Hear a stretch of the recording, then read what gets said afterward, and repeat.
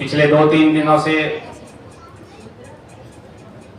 ऋतु परिवर्तन का एक दृश्य हम सब लोगों को देखने को मिल रहा है। फिर से ऐसा लग रहा है जैसे गर्मी की ऋतु आ गई हो, किंतु आप सब मातृशक्ति इस गर्मी के वातावरण में भी घर से निकल करके यहाँ तक आई हैं, तो मैं आपको धन्यवाद नहीं दूंगा, क्योंकि ये आपका दायित्व है। आप जितनी तपस्या अपने नौनिहालों के लिए करेंगे, तो वे नौनिहाल उतनी ही तपश्चर्या के साथ में आपकी, परिवार की और इस राष्ट्र की सेवा करेंगे। और इसलिए आप सजग मातृशक्ति है, उसके लिए मैं आपको हृदय से बहुत बहुत धन्यवाद ज्ञापित करता हूं। विद्या भारती संपूर्ण देश भर में, कश्मीर से लेकर कन्याकुमारी तक और कच्छ से लेकर कामरूप तक, नगरों में, गांवों में, गिरी कंदराओं में, झुग्गी झोपड़ियों में शिक्षा के माध्यम से संस्कार की अलख जगाने का प्रयत्न कर रही है।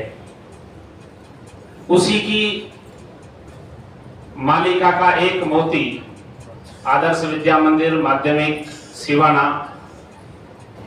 इस पवित्र सिवाना की माटी पर स्थापित होकर के पिछले अनेक वर्षों से संस्कार व शिक्षा से युक्त पीढ़ी का निर्माण करने के लिए कार्यरत है। यह कार्य आप सब लोगों की सहभागिता से इस गांव के सभी सज्जन वृंद, मातृशक्ति के आत्मीय सहयोग के कारण से सफल हो पा रहा है। मैं 2 छोटी छोटी घटनाओं के माध्यम से अपने विषय को आगे बढ़ाना चाहूंगा। जिस समय हमारे देश पर अंग्रेजों का शासन था, तो बंगाल के अंदर एक बहुत श्रेष्ठ व्यक्तित्व हुए जिनका नाम था आशुतोष मुखर्जी। उनके पुत्र थे श्यामा प्रसाद मुखर्जी। श्यामा प्रसाद मुखर्जी जिस समय देश स्वतंत्र हुआ, तो देश की स्वतंत्रता के साथ में आज भी इस देश के लिए जो एक बहुत महत्व का क्षेत्र है जम्मू कश्मीर, वहां पर एक नए प्रकार का, एक अलग प्रकार का विशेष कानून बनाया गया। वहां का विधान अलग होगा, वहां का ध्वज अलग होगा, वहां का जो शासन करने वाला व्यक्ति होगा वह प्रधानमंत्री कहलाएगा। तो एक ही देश के अंदर 2 प्रधान, 2 विधान और 2 निशान, इसका श्यामा प्रसाद मुखर्जी ने विरोध किया और विरोध करने के लिए वे कश्मीर गए। उस समय की सरकार ने उनको जेल में डाल दिया और उनकी एक रहस्यमयी मृत्यु हो गई। उनके पिता थे आशुतोष मुखर्जी, पढ़ने में अत्यंत विद्वान थे और इसलिए उस समय बंगाल के गवर्नर जो अंग्रेज अधिकारी थे, उन्होंने आशुतोष मुखर्जी को कहा कि तुम्हें पढ़ने के लिए मैं इंग्लैंड भेजना चाहता हूं और इसलिए तुम इंग्लैंड पढ़ने के लिए जाओ। आशुतोष मुखर्जी उन गवर्नर को कहते हैं कि मैं आपको कल बताऊंगा। दूसरे दिन जब वे वापस आते हैं तो गवर्नर उनसे पूछते हैं कि तुमने कहा था कि मैं कल बताऊंगा, क्या सोचा है तुमने? तो आशुतोष मुखर्जी ने कहा कि हाँ, मैं पढ़ने के लिए इंग्लैंड जाऊंगा। तो गवर्नर ने कहा कि यह बात तो तुम मुझे कल भी कह सकते थे, एक दिन का यह समय लेने की क्या जरूरत थी? तो जो आशुतोष मुखर्जी ने कहा था वह बात हम सब लोगों के लिए समझने की है।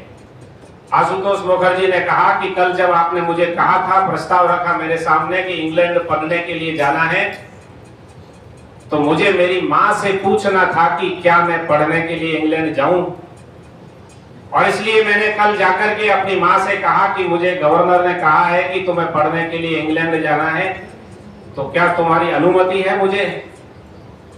तो मेरी मां ने कहा कि हाँ तुम जाओ, लेकिन ये जरूर ध्यान में रखना कि जो इस मिट्टी का संस्कार है उस संस्कार को मत भूलना, वहां का जो पाश्चात्य संस्कार है उसको अपने साथ लेकर के मत आना।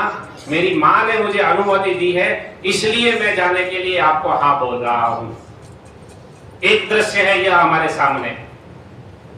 एक और दूसरा दृश्य है, वो ज्यादा पुराना नहीं है, 2016 का दृश्य है। वह 2016 में माया नगरी मुंबई में एक बहुत पॉश कॉलोनी, जहां बहुत धनाढ्य लोग रहते हैं, वहां के एक मकान के अंदर एक महिला का कंकाल मिलता है। उस महिला का नाम है आशा साहनी। आशा साहनी और उनके पति के एक ही संतान थी जिसका नाम है ऋतुराज साहनी। उन दोनों ने ही, बहुत अमीर परिवार था, वह धनाढ्य परिवार था।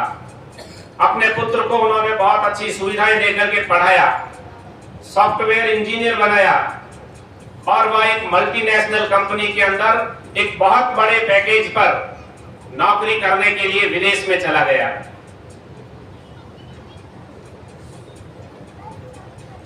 कई वर्ष तक वहां नौकरी करने के साथ में उसने वहीं पर विवाह कर लिया, लेकिन इधर अपनी मां के साथ में जिस प्रकार का संबंध और संवाद बनना चाहिए था, वह संबंध और संवाद उसका टूट गया। मां जब भी उससे कुछ बात करने का प्रयत्न करती तो बेटा उसको टाल देता था, उपेक्षा कर देता था, और इसके कारण से मां अत्यंत दुखी हो गई। उसने खाना पीना छोड़ दिया, एक पत्र लिख करके वहां अपने घर के अंदर ही रख दिया कि मेरी मौत का किसी को भी जिम्मेदार न ठहराया जाए, और उसकी मृत्यु हो जाती है। 1 साल तक मां बेटे की बात नहीं होती है। बेटा 1 साल बाद में जब भारत आता है, भारत आकर के और फिर अपने मकान पर जाता है तो मकान का दरवाजा बंद है। दरवाजा खटखटाते हैं लेकिन दरवाजा खुलता नहीं है। आस पड़ोस के लोगों से पूछते हैं तो वह भी कहते हैं कि ध्यान में नहीं है, कहां है। पुलिस को बुलाया जाता है, दरवाजा तोड़ा जाता है, और जब दरवाजा तोड़ा जाता है तो दरवाजा तोड़ने के साथ में ही सामने की तरफ सोफे के ऊपर एक कंकाल पड़ा हुआ था।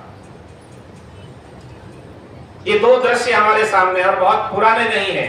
एक दृश्य है 2016 का और एक दृश्य है देश के स्वतंत्र होने से पहले का, लगभग 19वीं शताब्दी का, 20वीं शताब्दी का, लगभग 100 साल, 125 साल पहले का होगा। अब हम इन दोनों घटनाओं को सुनकर के थोड़ा सा विचार करें कि हम अपने घर में जो हमारी संतति पल रही है उसमें किसका रूप देखना चाहते हैं। आशुतोष मुखर्जी देखना चाहते हैं या ऋतुराज साहनी देखना चाहते हैं। एक वह है जो अपनी मां से पूछे बिना इंग्लैंड पढ़ने के लिए नहीं जा रहा है, अंग्रेज सरकार उसको भेज रही है, लेकिन मां की अनुमति के बिना वह नहीं जा रहा है। और दूसरी तरफ जिस बेटे को माँ बाप ने पढ़ा लिखा करके सॉफ्टवेयर इंजीनियर बनाया, लाखों का पैकेज लेकर के मल्टीनेशनल कंपनी में काम करने की उसको, लेकिन उस बेटे ने अपनी मां की किस प्रकार का दृश्य देखा है जाकर के, ये हम सब लोगों को विचार करने की जरूरत है। और विद्या भारती इसीलिए संस्कार युक्त शिक्षा देने के लिए शिक्षा के क्षेत्र में पिछले 72 वर्षों से काम कर रही है। असली बहुत सारे लोग विद्या भारती के बारे में भी बहुत बार कहते हैं कि विद्या भारती का जो विद्यालय है, यह विद्यालय एक कोई प्राइवेट स्कूल की तरह है, एक कोई निजी विद्यालय है। यह विद्यालय निजी विद्यालय नहीं है, यह विद्यालय कोई प्राइवेट स्कूल नहीं है। यह विद्यालय समाज का विद्यालय है। सारे देश भर के अंदर जो विद्यालय संचालित होते हैं, वहीं के स्थानीय लोग मिलकर के उन विद्यालयों का संचालन करते हैं, और वहीं का संपूर्ण समाज उस विद्यालय का मालिक है। एक प्रकार से विद्या भारती चाहती है कि आशुतोष मुखर्जी जैसी संतति हर घर के अंदर होनी चाहिए, जिसके लिए परिवार, देश, समाज और राष्ट्र यह उसकी प्राथमिकता पर होना चाहिए, ना कि स्वयं का व्यक्तिगत सुख और वैभव। अनेक लोग कहते हैं कि विद्या भारती का विद्यालय तो हिंदी माध्यम का है। ये आप सब लोगों के ऊपर लागू नहीं होता है, क्योंकि आप सबके तो भैया बहन यहाँ पढ़ रहे हैं। लेकिन बहुत बार आपके सामने भी ये प्रश्न आता होगा कि आपका बच्चा कहाँ पढ़ता है, तो आदर्श विद्या मंदिर में पढ़ता है। अच्छा, हिंदी माध्यम में पढ़ता है क्या? अंग्रेजी माध्यम में नहीं पढ़ता है। विद्या भारती के विद्यालयों में मातृभाषा को सबसे अधिक महत्व दिया जाता है, किंतु उसके साथ साथ में आज जिस प्रकार की भी आवश्यकता है, उस सब प्रकार की आवश्यकता को भी विद्यालय महत्व देकर के विद्यार्थियों को वैसा तैयार करने के लिए प्रयत्न करता है। और इसलिए चाहे अंग्रेजी भाषा होगी और चाहे हमारा जितना भी सांस्कृतिक वाङ्मय जो लिखा हुआ है संस्कृत भाषा के अंदर, तो संस्कृत भाषा होगी। ऐसी त्रिभाषाओं पर विद्यार्थियों का प्रभुत्व हो, ऐसी तीनों भाषाओं की शिक्षा उनको ठीक प्रकार से समान रूप से मिले, इसके लिए विद्यालय के अंदर प्रयत्न किया जाता है। एक नैरेटिव, एक मिथक विद्या मंदिर के बारे में बताया जाता है कि ये केवल हिंदी माध्यम का, इसलिए केवल हिंदी पर जोर दिया जाता है। हम विद्यालयों के अंदर विद्यार्थियों को अंग्रेजी एक भाषा के रूप में पढ़ाते हैं। पढ़ाने का माध्यम अंग्रेजी नहीं है, किंतु हमारा विद्यार्थी अंग्रेजी की भाषा का उपयोग स्पोकन की दृष्टि से कर सके, इसका प्रयत्न भी लगातार विद्यालय के अंदर चलता है। हिंदी तो सहज रूप से हमारे सामने भैया बहन बोलते ही हैं, किंतु मैं आग्रह करूंगा भैया बहनों से कि इन दोनों ही प्रकार की भाषाओं का भी एक्सप्लोरेशन यहाँ आप लोगों के सम्मुख या मंच पर उनके द्वारा दिया जाए। और इसलिए मैं सबसे पहले आमंत्रित करूंगा विद्यालय के भैयाओं को कि वे यहाँ मंच पर आए और यहाँ जो आप स्पोकन इंग्लिश का जो विद्यालय में अभ्यास करते हैं उसका कुछ दृश्य यहाँ पर प्रस्तुत करें।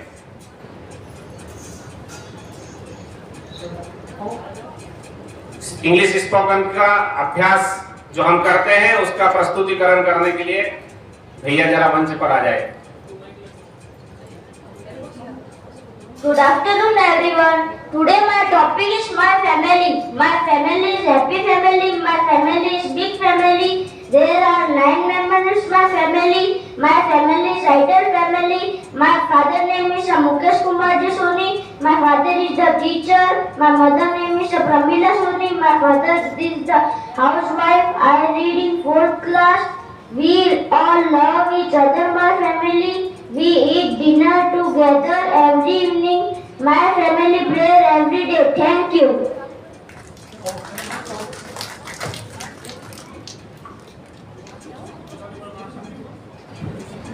Hello. Good afternoon. Today my topic is my school. My school name is Adarsh Vidya Mandir Madhyamik Sivana. It has a small ground in my school. It has 8 classrooms in my school. There are 11 teachers in my school. I read in 4th class.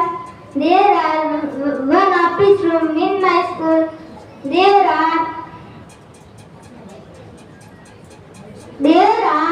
150 students in my school.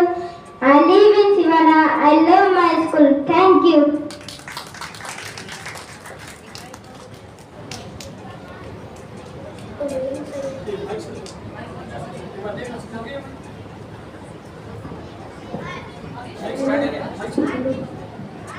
Good afternoon.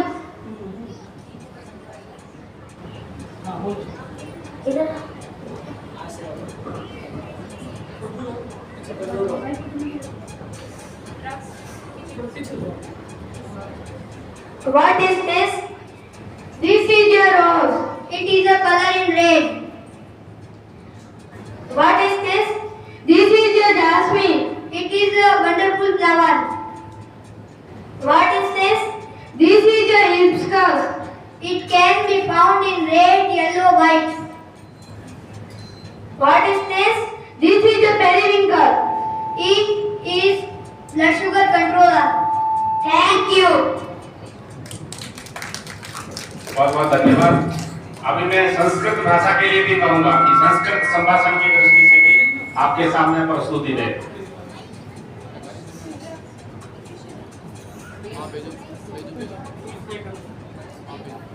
Good afternoon. Do you like tea?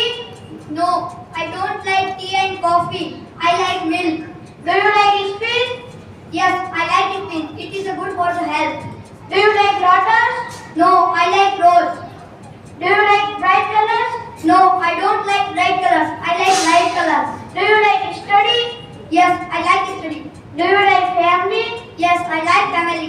Do you like books? Yes, I like books. Thank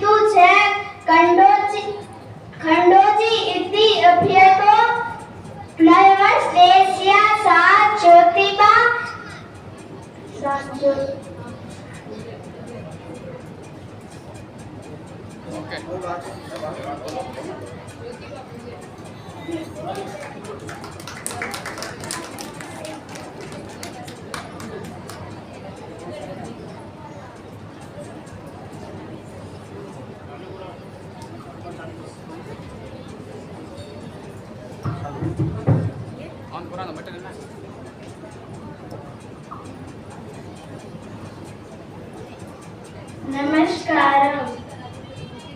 भवत्या नाम किम? मम नाम सोनाक्षी. भवत्या नाम किम? मम नाम आराध्या. भवत्या मातु नाम किम? मम मातु नाम दर्यादेवी. भवत्या मातु नाम किम? मम मातु नाम सीमा देवी. भवत्या पितु नाम किम? मम पितु नाम जितेंद्र जी. भवत्या पितु नाम किम? मम पितु नाम प्रेम शंकर जी. भवत्या गृह कुत्र अस्ति? मम गृह शिवानगरे अस्ति. भवत्या गृह कुत्र अस्ति? मम गृह शिवानगरे अस्ति. भवत्या विद्यालय नाम किम? मम विद्यालय नाम आदर्श विद्या मंदिर शिवाना अस्ति. भवत्या विद्यालय नाम किम? मम विद्यालय नाम आदर्श विद्या मंदिर शिवाना अस्ति. तव कि करोषि? अहं पाठं करोमि. भवत्या कस्मे कक्षायां पठति? अहं पंचम कक्षायां पठामि.